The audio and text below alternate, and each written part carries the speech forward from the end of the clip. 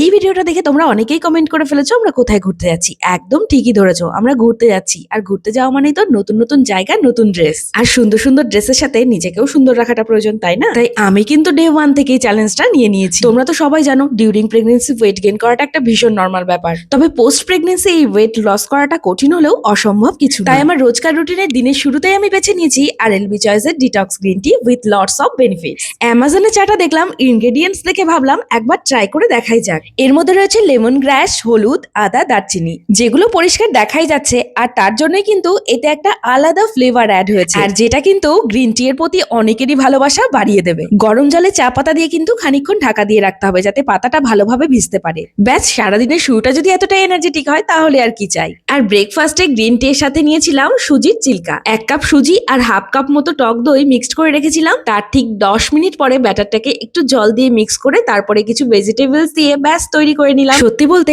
অন্য কাউকে ভালো রাখতে গেলে নিজেকে ভালো রাখাটা কিন্তু ভীষণ প্রয়োজন। তাহলে এবার নিশ্চয়ই ভাবছো আমরা কোথায় ঘুরতে যাচ্ছি। তোমরা ততক্ষণ গেস করতে থাকো, আমি ততক্ষণে নিজেকে একটু তৈরি করে নিই। আর হ্যাঁ, চাইল্ড লিঙ্কটা কমেন্ট বক্স এন্ড স্টোরিতে দেওয়া থাকলো। অ্যামাজনে অ্যাভেলেবল আছে, চাইলে তোমরা পারচেস করে নিতে পারো।